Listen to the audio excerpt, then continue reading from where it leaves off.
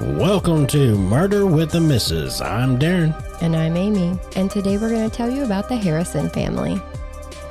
Don't forget to smash that like button and go and check us out on YouTube, Spotify, Apple Podcasts, Podbean, and Facebook. Like, share, subscribe, and don't forget to tell your friends. And if you guys want to contribute to the pod, we do have a Cash App. It's $Murder WTM. Yep. We're back in Canada, Mississauga. And this is just one of those cases that when I found out about it, it stuck out. So I wanted to tell you about it. It's the case of Bill, Bridget, and Caleb Harrison. They lived in a big 2-story, 6-bedroom house, a house where they hosted holidays and events for their families. A nice place where everyone could gather and be comfortable. The weird part is that in 2009, Bill would die in that house.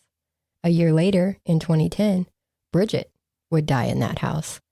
And then in 2013, Caleb would die in that house. Every family member who lived there died there in a span of 4 years. This is like Brittany Murphy. Sounds like it, but not quite. Bill was found in the bathroom, Bridget at the foot of the stairs, and Caleb in his bed.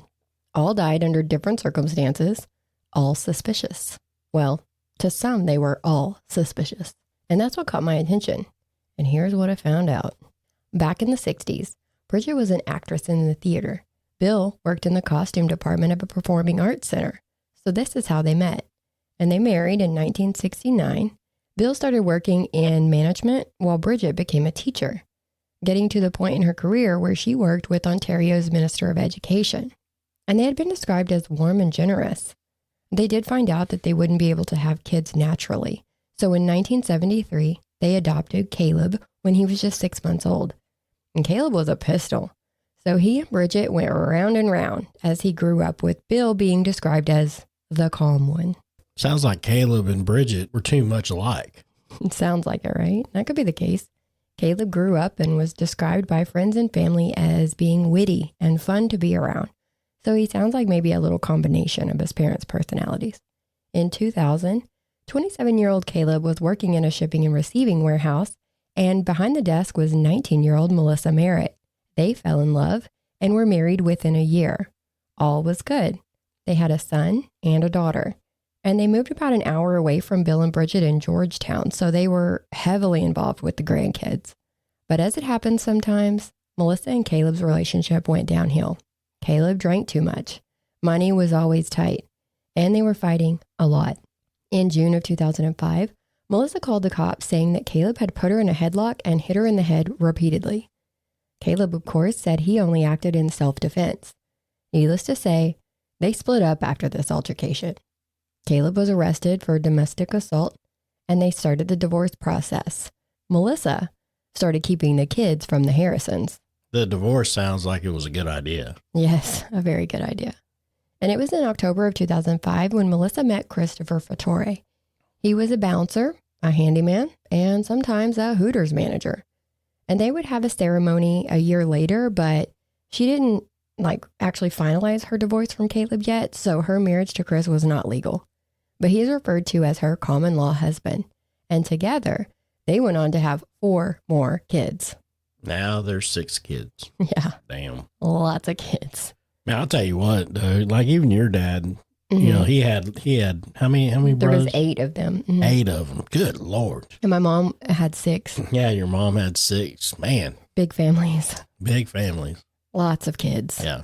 I was grateful just for the brother and sister I had, you know what I mean? Yeah. I don't know if I'd want much more than that. Can you imagine? I Wow. mean, you know, it's just, that's enough. That's enough. That's plenty. I'm not saying that's bad. I mean, that's all I wanted. Right. That's all a person needed. Right. You know? But big families, I Yeah. mean, you've always got somebody to have your back. Yeah. You know what I mean? It's always good. Now, Caleb did get a suspended sentence in the domestic case, so he was not allowed to drink. It was about a month later that he would go to a keg party. But he was a designated driver, and he drove a couple of people around. He was behaving. Until he wasn't. Temptation is a bitch. He did end up drinking. A lot. He tried to drive some friends, but they were refusing to get into the car with him, and they were trying to talk him out of driving too.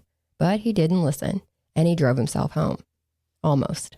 While going about 62 miles per hour, He crossed the center line and hit a cab head on. The cab had 4 passengers at the time.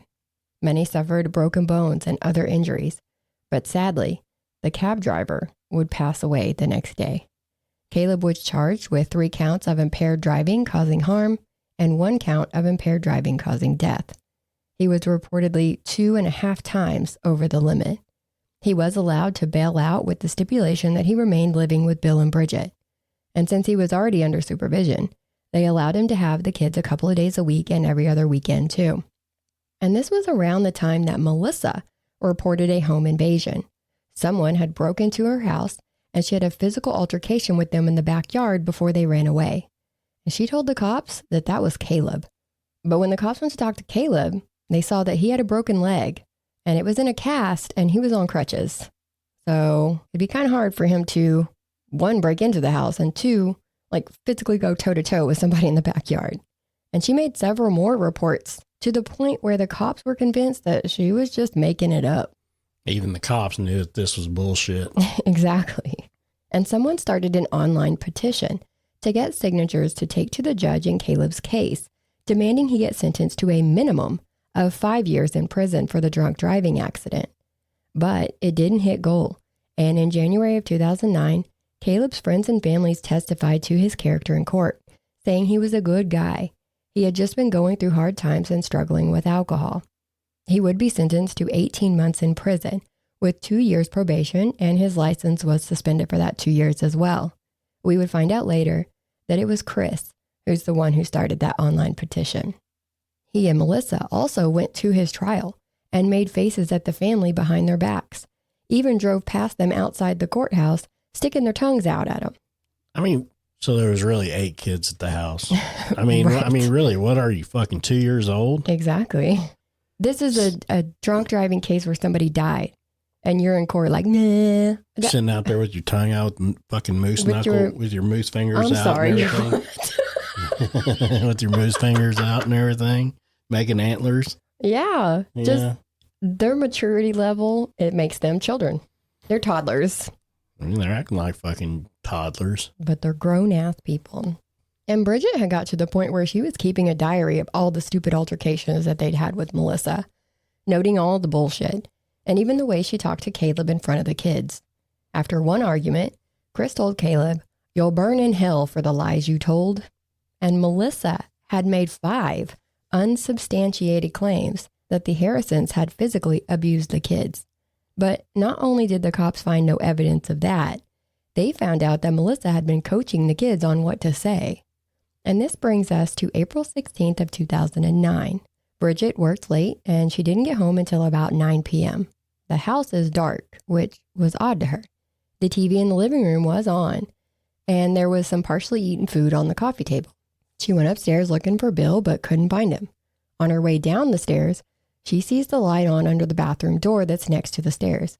She doesn't get an answer at the door, so she picked the lock and finds Bill on the bathroom floor. She called paramedics and they called the coroner. The coroner saw faint bruising on Bill's forehead and nose, and there was a bruise on the front of his scalp. He also had a fractured sternum, and they attribute all this to him falling and hitting the sink. He had a couple of thin red lines on his throat, but they say that that could have been caused by his gold chain that he was wearing. They list his cause of death as natural, acute cardiac arrhythmia, and this doesn't make sense to Bridget. Bill exercised daily, ate healthy, and they didn't actually find anything wrong with his heart. They said it just stopped. I mean, that can happen, but why was he eating dinner in the dark? That's also a question that Bridget had. Why is he eating in the dark? I mean, I had a buddy, me and my brother was talking about this the other day. We had a friend that was, I think he was like 37 years old, healthy and everything, in the lowrider scene and stuff like that. And he was under his truck working, and he was just stressed. Yeah. And had a heart attack, died. Yeah. Right there underneath his truck. I mean, it was the damnedest thing. It happens. But there was other things like him eating in the dark when he knows Bridget's on her way home. Yeah. Why did he lock the bathroom door if he was home alone? But these aren't suspicious enough to show any foul play.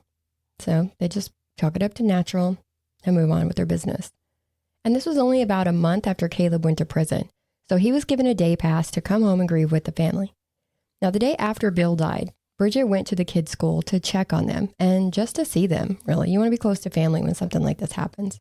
When Caleb went to jail, his half of the custody transferred to Bill and Bridget, much to Melissa's disgust. But, so she still had a big hand and played a big part in the kids' lives. But the kids weren't at school. Chris had signed them out the day before at 1 p.m.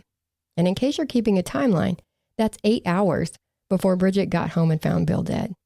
But they didn't get the kids out of school before one of the boys told his class that his mom said they were going on a secret trip. Bridget went to their apartment, but no one was home. So she called the cops. Melissa did email her a few days later saying that she ran away with her family because she had been getting threatening letters from an unknown person. And she had also mailed a similar letter to Caleb in prison that was postmarked the day after Bill's death. This is really suspicious. The timing, it's just fishy. It's hinky, as you like to say. Yeah. And if Melissa and Chris were pissed about the custody arrangements, they were about to get really pissed. But because of this stunt, sole temporary custody was granted to Bridget. Bridget hired a private investigator to help find the kids. In November, so 7 months after they disappeared, an order was finally granted to look at Melissa's bank records. They sure took their sweet time. Yeah, 7 months after the kids come, they're like, okay, well, let's see where they're making their purchases. Yeah. Maybe you should have done that the day of, but whatever. And they were able to see a recent charge on her card in Nova Scotia. Oh. Mm-hmm. Over there at Oak Island. Digging for gold. Maybe that's what they were doing. So they tracked them down and found them. They had dyed the kids' hair a different color, and they were going by different names. Melissa was charged with parental child abduction and given 18 months probation. Caleb had been released for good behavior in June, so he was back staying at his mom's house and now with the kids. Here's a little tidbit. Do it. Nova Scotia is New Scotland. New Scotland. Hey, yo. Let you know. See, we learn new things every day. Everybody does. On April 21st of 2010, Caleb's 8-year-old son came home after school to find Bridget's body laying at the foot of the stairs. Her head and one arm was still on the stairs. She had her shoes on, and her wallet and glasses were found next to her, so they assumed that she was rushing to leave and accidentally fell down the stairs. But while she had injuries consistent with a fall, like fractures to her neck, hip, pelvis, and wrist, she also had bruising on her jaw, injuries to the front of the neck, petechiae, and fractures to her larynx. So it was ruled as a suspicious death. Damage to the front of her neck is a red flag. That's a red flag. You don't fall down the stairs with your head extended like that. Yeah. So they're like, no. So they looked at Caleb. I mean, now he inherits everything. So he has the most to gain. He also hadn't been out of jail for long. He and Bridget were known to butt heads his whole life, and he had pretty calm demeanor when he was questioned in her death. Not like he had just lost his last living parent so tragically. But Bridget had dropped him off at work that morning, and he had not left until he got the call about Bridget being found. So his alibi was good. So they asked him who he thinks could have done this. And he said, I'd find out where Melissa and Chris were. Seems that Bridget died on April 21st, and the next day was supposed to be a hearing in the abduction case where Bridget was supposed to speak in court. So they pull Melissa in and talk to her, and Christopher too. Chris said he worked in the backyard some that day and ran some errands. He was seen on surveillance from different places around town, so they're like, okay, that makes sense. Melissa had been trying to run a home daycare, so she had been home all day babysitting. But she was happy to tell the police about the old domestic violence case of Caleb's. She said he was sneaky, that he didn't attack her face to face, and he would wait for her to turn her back. Sounds like she was trying to make it sound like he snuck up behind Bridget and maybe pushed her. That's speculation. She also talks about Bridget dying around the 1-year anniversary of Bill's death, saying that stress kills. She talked about how Caleb and Bridget never really got along, saying, I don't want to make assumptions that he beat the hell out of her and she died. I mean, it sounds like that's exactly what she's doing. Let's call it what it is, right? But I mean, the surveillance and everything else, did the timestamps match up? We're going to talk about that in a minute. I mean, that's what I want to know. Well, I can tell you right now, there was a big gap. Yeah. So the investigation into Bridget's death lasted a whopping 2 weeks. They couldn't prove any foul play, so all the detectives were assigned to new cases and life moved on.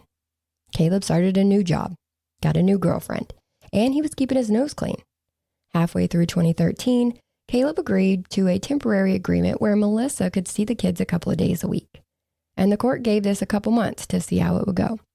On August 22nd of 2013, Caleb coached his daughter's softball game, and Melissa and Chris were there with their other millions of children. After the game, Caleb went home alone. He had a drink and called his girlfriend before going to bed around 11 p.m. The next day, he didn't show up to work. So around midday, a coworker came to check on him. Caleb's housekeeper answered the door. She had been there working for a couple of hours downstairs, but hadn't seen Caleb. The two go upstairs to check on him and find him in bed with the blanket up to his chin. He had his eye mask on. Now, because he was a light sleeper, so he slept with an eye mask and with his fan on to drown out noise. But when they tried to wake him up, they realized that he was ice cold. I mean, please tell me that the cops investigated this time. Well, they had no choice this time. Good Lord. Because he had been beaten and strangled. So there was no getting around it. And there was a broken shelving unit next to the bed. Caleb's knuckles were swollen, showing that he had put up a fight. There was skin under his fingernails. Good. And the autopsy showed his hyoid bone had been broken and there was damage to the cartilage of his voice box. He also died the day before that temporary custody arrangement was set to end. So back to Melissa they go.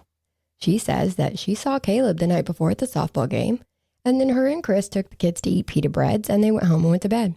The police put them under surveillance. They dressed like garbage disposal workers and get their trash. Inside was a plastic bag with a pair of new black and white running shoes in them. Now, brand new shoes in the trash is a red flag. They find out that this brand of shoe is only sold at Walmart. So they pull the surveillance at the Walmart closest to where Melissa and Chris live. And even though neither of them mentioned that they had stopped at Walmart on the way home that night, you see Chris on surveillance going in, carrying the shoes to the front, and buying them. It was the only size 12 black and white running shoe of that brand that had been sold there in the last 2 months. Also in the trash was a pair of black gloves that, when tested, showed blood from both Caleb and Chris. Now, Chris, while out and about one day, threw away a coffee cup and they snagged that too. They tested the DNA with what was found under Caleb's fingernails. And it's almost like the Go 4. Yeah. Where they followed him the around. Rex Heuermann. Yeah, and they got the pizza box and they got this. And Yep. And it was Chris?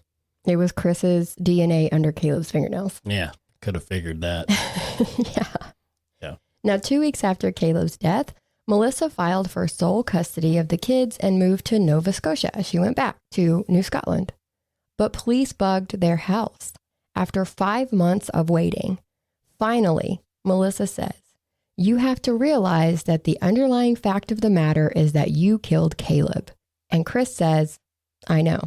So they get a search warrant and they end up with their laptop where they see those wonderful things I love, those Google searches. It seems that in the months leading up to Bridget's death, someone Googled, how long does it take to die from choking? How long does it take for a person being strangled to pass out? And if a grandparent has legal custody and they die, which one of the parents gets the kids? This is why I love Google searches. How fucking dumb. Let's just, draw a map. They're just drawing a map. Oh my gosh. Now, just before Caleb's death, there was a Google search for easy ways to kill and get away with it. I love dumb people. So on Tuesday, January 28th of 2014, 36-year-old Chris and 33-year-old Melissa were arrested. They were charged with 2 counts of first-degree murder for Bridget and Caleb. In a 13-hour interview with police, Chris confessed. He said he didn't kill Bill. He was the nicest one in the family. But they were an awful family who treated the kids like shit. So one day, he knocked on Bridget's door. She opened it and he pretended to have a letter for the kids. She refused the letter, so he forced his way inside. He hit her a couple of times and then squeezed her neck until she stopped breathing. He did cry when he was given his confession on this one, saying that he never meant for the 8-year-old to find her. He figured Caleb would find her. Caleb was at work. Yeah. And he had to know that the kids would get out of school before Caleb got off work. You would think, yeah. But I don't think logic is a strong suit for people like this. So basically, Bill's death is just chalked up to natural. We'll get back to that. Okay. Then he says he snuck out of the house in the middle of the night and went to Caleb's. He got into the house and went to Caleb's bedroom and hit him in the chest. So Caleb's laying there asleep and he just bam, hits him in the chest. Caleb sprung up and they struggled. He threw Caleb into that shelving unit that was busted, and Caleb tried to bribe him with money, but Chris says he never spoke to him. He knocked Caleb to the ground and choked him. So then he would have had to put him back into the bed, put his eye mask back on, and pull the covers up. I just wanted to throw that out there. He says Melissa didn't know anything until after. He also says that he hoped the jury would take his confession and the fact that he had kids into consideration at sentencing. Okay, buddy. Yeah, let's give you some compassion. Melissa and Chris had to be transported back home.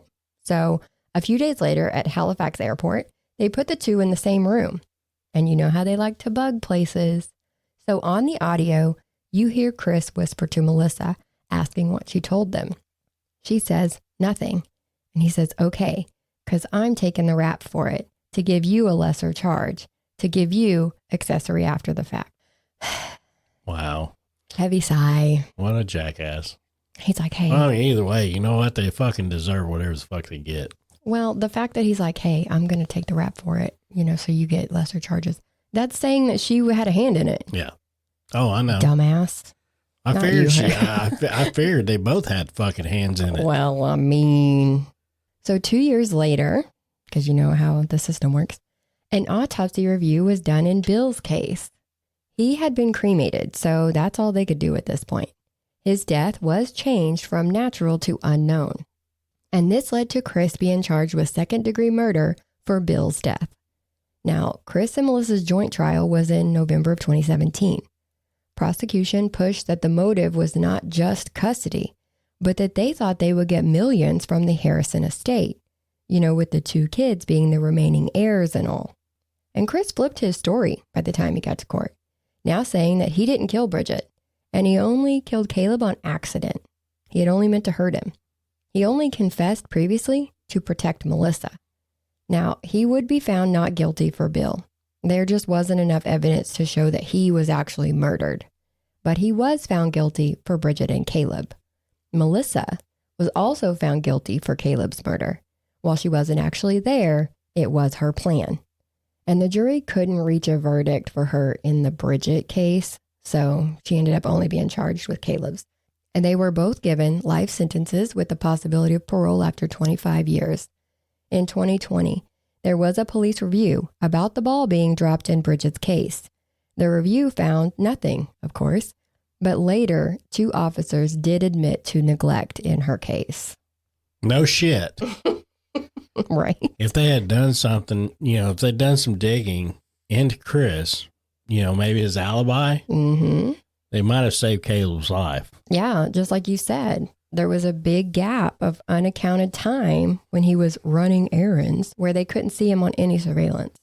So saying that, I was out running errands, but then you can't find him out running errands? Duh. Just bad police work. I mean, did they talk to the neighbors to see if they saw anything? He came straight to her front damn door in the middle of the day. Did they check where his phone pinged? There was things that could have been done. And that's where we are on this one. Melissa and Chris did get a divorce. Melissa married a fellow inmate at her women's institution. Oh, God. Chris had a singles ad on Canadian Inmates Connect. That's a real thing. And if you're wondering, yes, it does show what he's in for and shows a possible release date of 2039. He says in his ad that he is just a big teddy bear. Yeah, a 2-time convicted murderous teddy bear. Good night. But that's where we are. Well, that's it for this one. Glad you guys stopped in to listen. Yeah, thanks and don't for being forget here. that if you guys want to help us out with the pod, Contribute. if you want to contribute, no pressure, nothing like that, but Cash App is $murder WTM. So till next time, like, share, subscribe, tell your friends as always. Bye.